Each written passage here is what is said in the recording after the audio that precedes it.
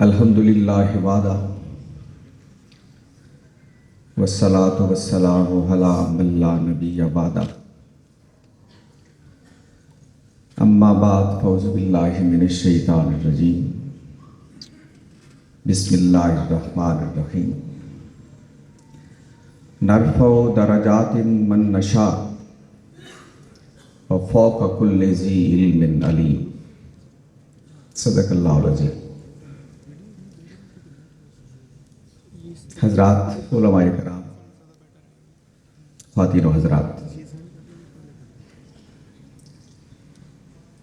مختلف مکاتب فکر اور طبقہ ہائے زندگی کے نمائندہ اجتماع میں میری شرکت میرے لیے باعث عزت ہے، اور اس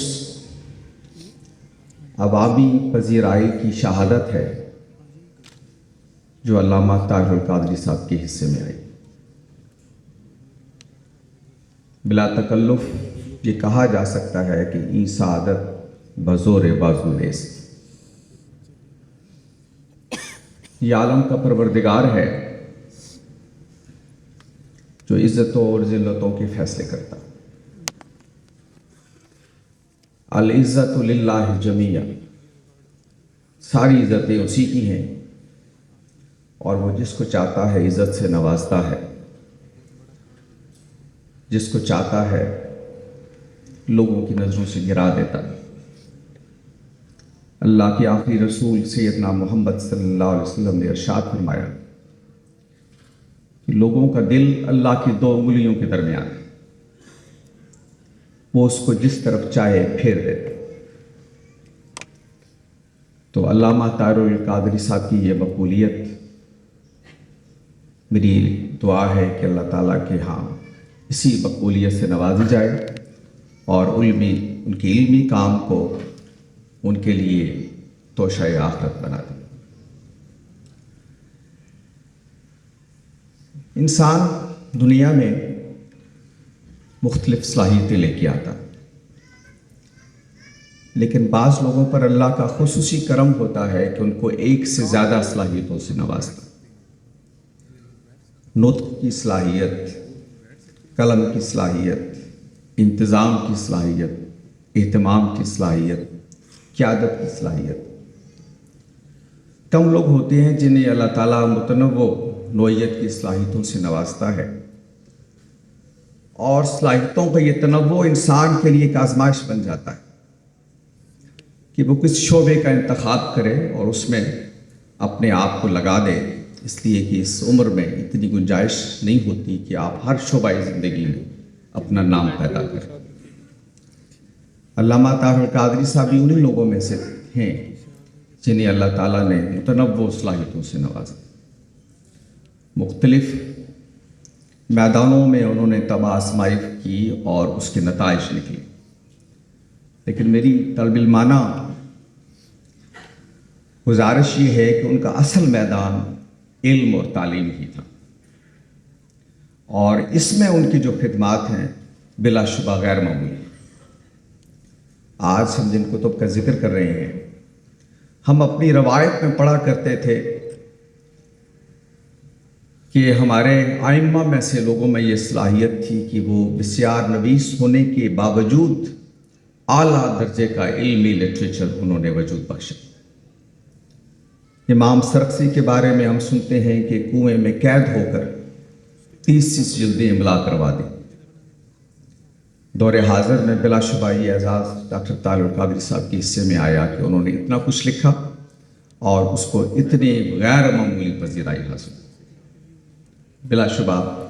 ایک انسان کے طور پر ہم یہ کہہ سکتے ہیں کہ عالم کے پروردگار کی طرف سے ان پر خصوصی عنایت ہے۔ آج ابھی ایک روایت کا ذکر ہوا ایک ایسے دور کا کہ جس میں خواتین کی تعداد مردوں کے مقابلے میں بہت کم ہو جائے گی۔ وہ دور ابھی نہیں آیا۔ ہمارا ڈیٹا ہمیں یہ بتاتا ہے کہ آج 51% خواتین ہیں، اور ہماری علمی روایت کے اندر ہماری تفہیم دین کی جو روایت غالب رہی ہے اس میں ہم نے خواتین کو دین سے بھی دور رکھا، اس کی تعلیم سے بھی دور رکھا۔ علامہ طارق القادری صاحب کی ایک بڑی خدمت یہ ہے کہ انہوں نے ہماری خواتین کو علم دین کی طرف متوجہ کی، اور یہ غیر معمولی کنٹریبیوشن ہے، اس لیے کہ خاتون کو علم دین کی طرف متوجہ کرنے کا مطلب یہ ہے کہ آپ نے پوری نسل کو دین کی طرف متوجہ کیا، اس لیے کہ یہی وہ گود ہے اس میں ایک پوری نسل نے پلوان چڑھنا ہے۔ تو اپنے محاصر اہل علم میں یقیناً انہیں یہ شرف حاصل ہے، اور یہاں بیٹھی ہوئی اتنی تعداد میں ہماری بیٹیاں اور بہنیں یہ بتا رہی ہیں کہ اللہ کے دین کی طرف انہوں نے عصری اسلوب میں گفتگو کر کے لوگوں کو متوجہ کیا۔ ڈاکٹر طاہر القادری صاحب کا دوسرا بڑا کنٹریبیوشن یہ ہے کہ انہوں نے لوگوں کو مسلکی تقسیم سے بلند کرنے کی کوشش کی۔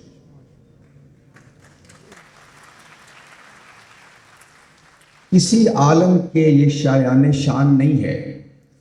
کہ وہ اپنے آپ کو کسی ایک مسلک کے تنگ نائے کا علمبردار بنا کے کھڑا ہو۔ عالم ہوتا ہی وہی ہے جو اس طرح کی انسانی بنائی ہوئی دیواروں سے بلند ہوتا ہے اور علم کو الحکمت و ضالۃ المومن کے تحت جہاں بھی ملتا ہے اس کو تلاش کرتا اور اپنے دامن میں جمع کر لیتا۔ علامہ صاحب خاص مسلکی پس منظر میں پیدا ہوئے، آگے بڑھے، لیکن انہوں نے خود کو اس سے بلند کر لیا، اور اس جرم کی پاداش میں انہیں اپنے ہم مسلک لوگوں کی گالیاں بھی کھانا پڑی، اور یہ گالیاں بھی میں سمجھتا ہوں ان کے لیے اللہ کا انعام ہے، اور یہ ان کی پذیرائی کی دلیل ہے۔ ابھی یہاں ذکر ہوا وہ آدمی تھے کہ جنہوں نے ساجد نقوی صاحب کے ساتھ مل کر اعلامیہ عبادت پر دستخط کیے، اور شیعہ سنی خلیج کو کم کرنے کی کوشش کی تھی، شعوری کوشش کی تھی۔ اور اس میں شاید جن لوگوں کو اس دور کا علم ہے ان کو یاد ہوگا کہ بڑے بڑے لوگوں نے کس طرح کے فتوے ان کو دیے تھے، لیکن انہوں نے اس کی پرواہ نہیں کی، اور انہوں نے مسلک کے تنگ نائے سے بلند ہو کر امت مسلمہ اور سارے لوگوں اور سارے مسلمانوں کے تناظر میں سوچا۔ اور پھر آپ جانتے ہیں کہ دور جدید میں مذہبی انتہا پسندی کا جو فتنہ پیدا ہوا، اور جس طرح اس نے مسلم معاشرے کے تار کو بکھیر کر رکھ دیے، اس کے اندر جن کو خوارج کی اصطلاح ریاست نے اب اختیار کی، طارق القادری صاحب نے بہت پہلے خوارج کے رد میں ایک فتویٰ جاری کیا۔ آپ کے علم میں ہے کہ یہ انتہا پسندانہ تعبیر دین کے خلاف 500 سے زیادہ صفحے کا مدلل فتویٰ انہوں نے دیا، اور ایک عالم کے شایان شان یہی ہوتا ہے کہ وہ اپنے عہد کے بڑے فتنوں کے خلاف کھڑا ہو جائے، ان کے خلاف کھڑا ہو جائے، اور لوگوں کے سامنے وہ دین بیان کرے جو اس کے خیال میں حق ہے اور جو اس کی تفہیم کے مطابق۔ انہیں یہ یقیناً امتیاز حاصل ہے محاصر اہل علم پر۔ چند ہیں جنہوں نے اس دور کے ان بڑے فکری فطروں کے خلاف اپنی جان کو خطرات میں ڈالا، لیکن اس کے باوجود حق کی بات کی، اس لیے کہ دین کی تجدید کا کام بنیادی طور پر ایسا ہے کہ اس کے لیے آپ کو اپنے عہد کے لوگوں کی پسند ناپسند سے بلند ہونا پڑتا۔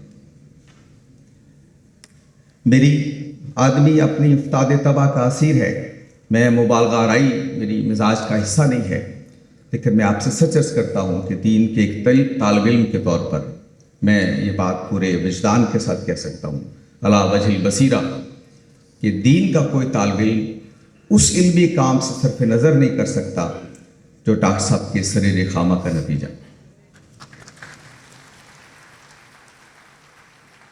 آج کی تقریب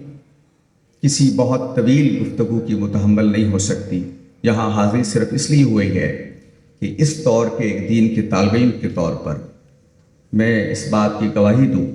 کہ علامہ صاحب نے جو علم کی خدمت کی، جو دین کی خدمت کی، اس نے ہم جیسے طالب علموں کے لیے بہت رہنمائی اور بہت ساری خیر کا سبب ہے، اور اللہ تعالیٰ آپ سب کی اس گواہی کو قبول کرے جو یہاں تشریف لائے ہیں، اور اس کو ان کی آخرت کے لیے ان کے خدا کے حضور میں بخشش کا سبب بنا دے، اور ہمیں زیادہ سے زیادہ اس سے فائدہ اٹھانے کی توفیق عطا فرمائے۔ وما علینا الا البلاغ۔